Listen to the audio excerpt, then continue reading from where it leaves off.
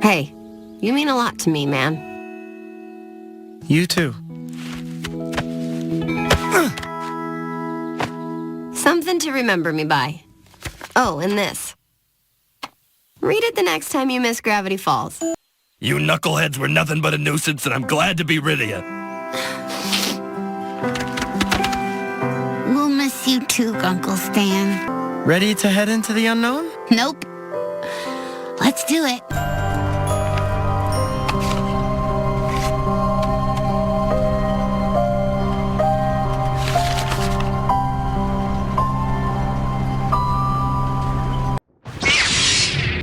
Get your kid ass out of here. I have a question for you. What was the last show you watched that just wowed you? That didn't just capture you, but demanded your attention so much that it just became part of your life? What was the last show you cried at when it was over and you felt not only satisfied with its ending, but begged it not to end, never wanting to forget these memories, this experience? For me, it was a little show called Gravity Falls. Hello, I'm Discord Jedi Knight, and I have to pause for a minute here and clarify my last sentence.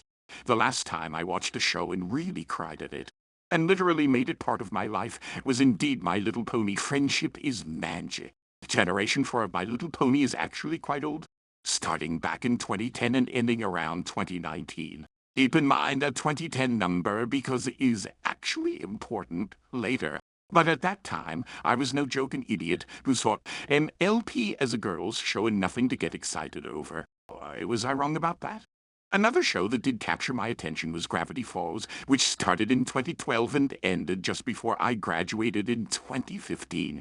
It was actually the very last show I watched before graduation and was one of the craziest rides I had ever experienced. And that's what I really enjoy about cartoons, stories, chores. Sure, it's nice to just get away from your troubles for a minute and have a good laugh. But it's another thing when you fall into investment and completely experience a story. Some of my favorite old shows were indeed just that. Don't get me wrong, I enjoyed my fair share of quick gag, laugh-a-minute shows as well. Think Tom and Jerry, the Flintstones, or a recent example in this group would actually be Phineas and Ferb. Yes, there are some great moments in Phineas and Ferb that are very educational, and you can learn a lot from them. But most of the time, despite loving to watch them then, they were just entertainment and not something with a lot of lasting value. Most of those episodes I don't even remember. These stories fall into the category of mindless fun and entertainment. They're not trying to edge you or take you on a ride there, more so just trying to entertain you for a few minutes. This was originally what cartoons were supposed to be. But as the years went by, some out there saw much more potential in these cartoons and were then willing to risk it all to put together a movie, a TV show, etc. These weren't just mindless entertainment, but could actually tell a good story, convey a good message, and offer an adventure. This is my favorite category. There are two, the short-form story and the long-form story groups. In the short-form story group, I'd put shows like SpongeBob SquarePants and The Fairly Odd Parents. But my absolute favorites are often the long-format stories with large character development, mysteries, drama, a side of romance, and above all else, an adventure of a lifetime.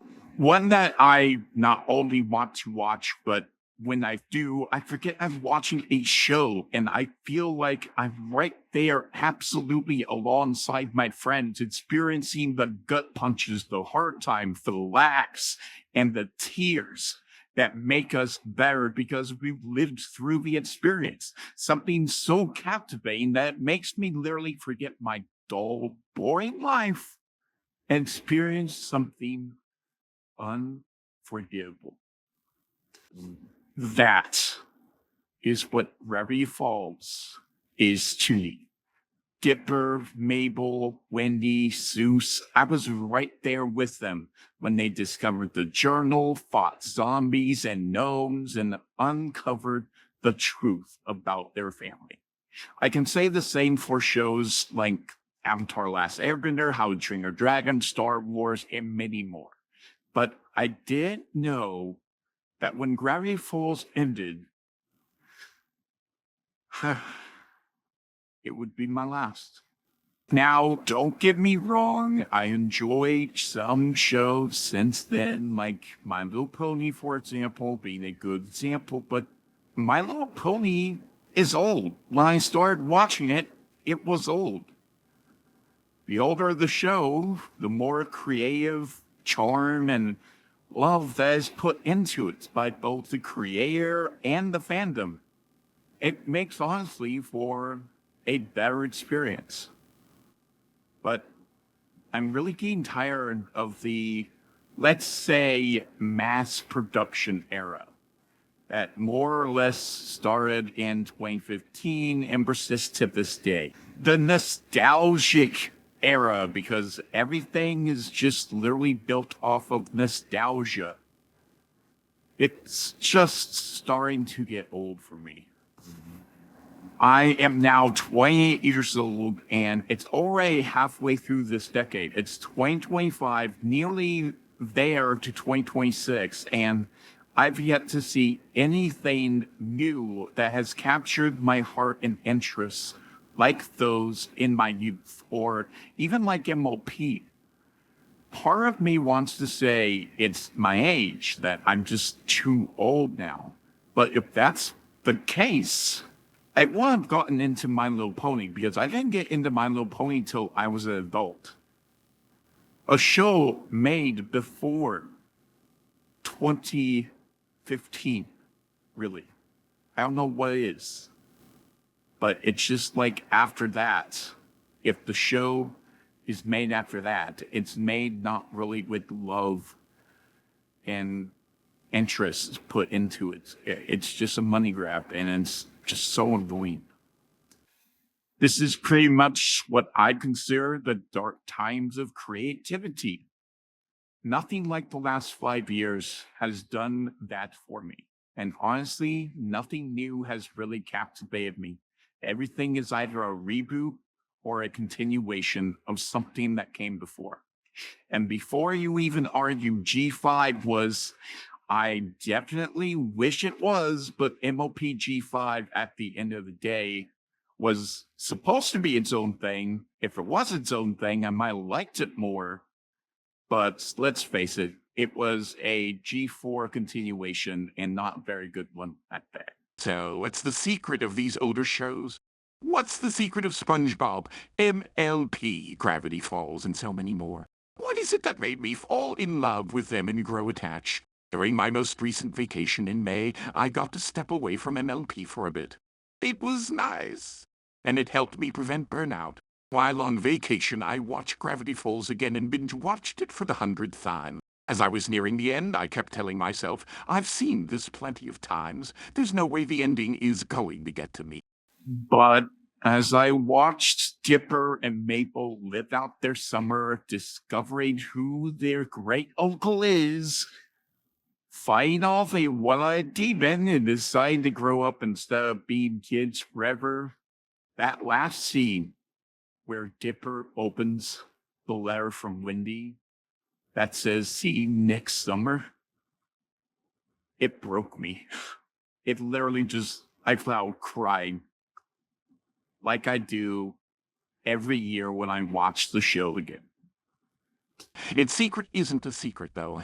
It's simply creative takes, chances, and most importantly, a full-fledged story with a beginning, middle, and end. And if you ask me, that's what's lacking today. It's not just that everything is being rebooted, that definitely doesn't help.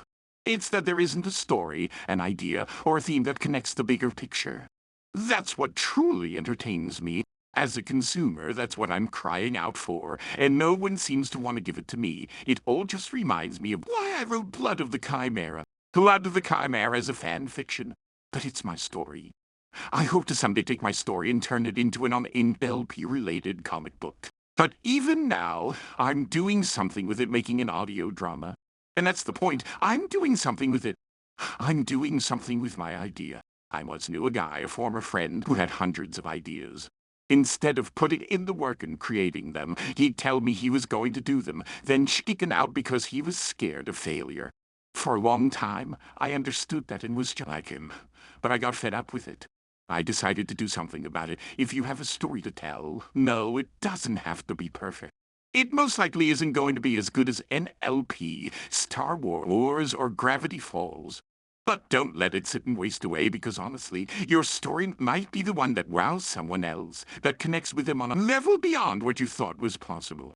That's why I'm making my story, because I can't let Gravity Falls be the last great out there. And no, I don't have the cash to make a big production, but I have the tools I need to make something small. That's what my audio drama is.